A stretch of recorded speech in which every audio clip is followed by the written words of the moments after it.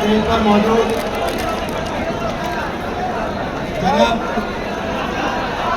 इमारत शरिया के सदर और जनाब फैसल रहमानी साहब, तमाम उलेमा इकराम, हमारे तमाम सियासी जमातों से अलग अलग लोग आए हुए तमाम मेरे साथियों, दोस्तों, बड़ा संजीदा मुद्दा है। इसके ऊपर ये जो से एक बात कहना चाहता हूं कि इतना संजीदा मुद्दा है कि 1947 के बाद ये सबसे बड़ा मसला मुसलमानों का हमारे सामने खड़ा हो गया है। हम जॉइंट पार्लियामेंट्री कमेटी के अंदर थे, हमें पता है एक बहुत बड़ी साजिश के तहत इतने बड़े मसले के ऊपर आए हो, 2 मिनट प्यासे नहीं रह सकते। अरे 2 मिनट रुको, सुनो बात। ये लोग हमारी जमीनें छीनना चाहते हैं, ये मसाजिद को खत्म करना चाहते हैं, खानकाहों को खत्म करना चाहते हैं।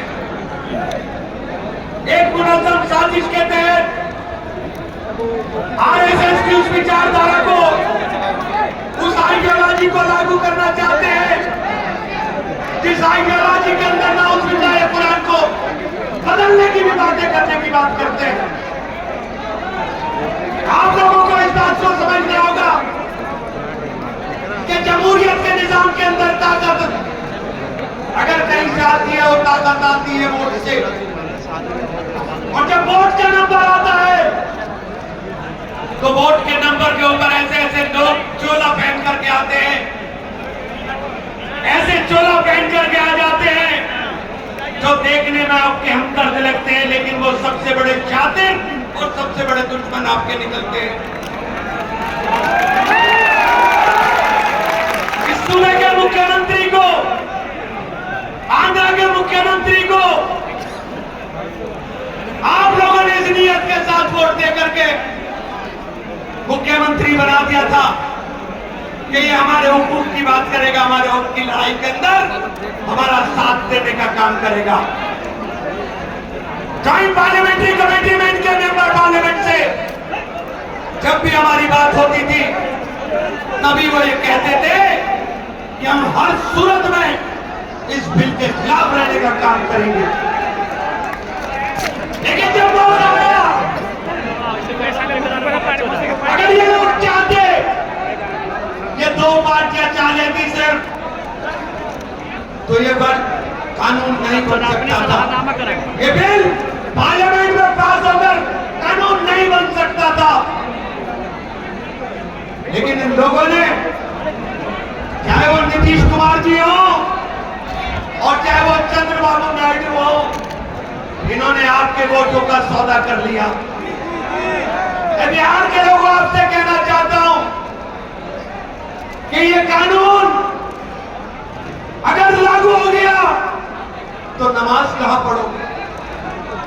मस्जिदें नहीं बचेंगी तो नमाज कहां पढ़ोगे?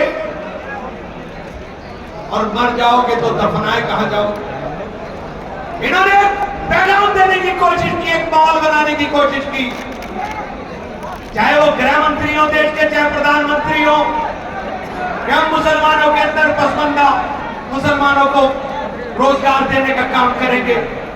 मैंने एक बात पार्लियामेंट के अंदर भी पूछी थी कि एक जगह इस कानून के अंदर ये बताओ कि आपने कौन से मुसलमान की बात करी, कहीं पसमंदा हो, अगड़ा हो, पिछड़ा हो?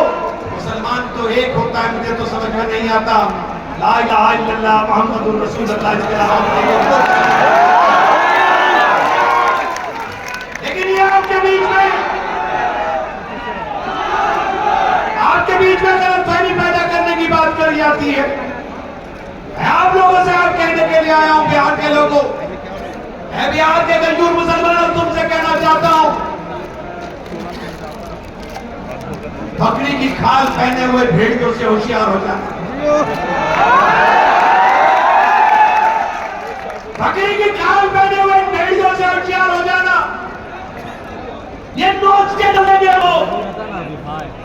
यहां सरकार बनानी है, इस नियत के साथ वोट डालना।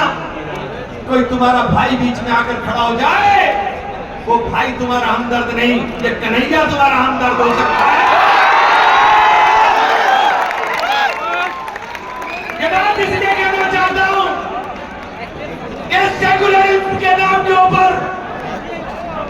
भारतीय जनता पार्टी ने पूरे देश के अंदर नेताओं को पालने का काम कर दिया है। इन पले हुए नेताओं से होशियार हो जाना, ये जो पले हुए लोग हैं इनसे होशियार हो जाना है। कानून बन चुका है, लड़ाई सुप्रीम कोर्ट में ये बिल नहीं बचा है, ये कानून बन गया है, लड़ाई सुप्रीम कोर्ट में है। अगर राज्य में सरकार बन जाएगी तो औकाफ की हिफाजत हो जाएगी। साथियों ये समझ लेना, वक्त बहुत ज्यादा हो गया मैं समझ रहा हूं, लेकिन मैं संजीदा मसले के ऊपर अपनी बात खत्म करूंगा कि हमारे आबा अजदाद ने जंग आजादी के अंदर लड़ाई लड़ी और ये आजाद कराया मुल्क, इस उम्मीद के साथ आजाद कराया था कि आने वाली नस्लें इस मुल्क के अंदर मोहब्बत के साथ रहने का काम करेंगी।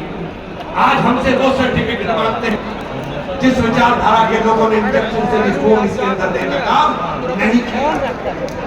बांटना चाहते हैं, हम मोहब्बत की बात करना चाहते हैं।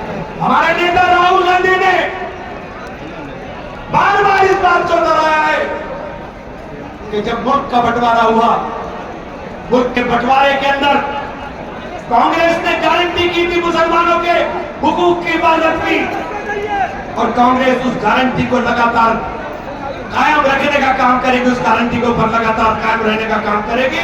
आप लोगों से इस उम्मीद के साथ इजाजत चाहता हूं कि दोस्तों, इस निजाम को बदलने के लिए, इस व्यवस्था को बदलने के लिए बिहार के लोगों, तुम्हारे सामने एक बहुत बड़ा चैलेंज है।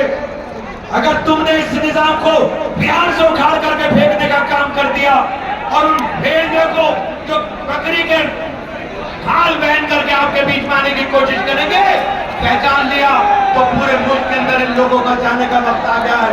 बहुत बहुत शुक्रिया साथी।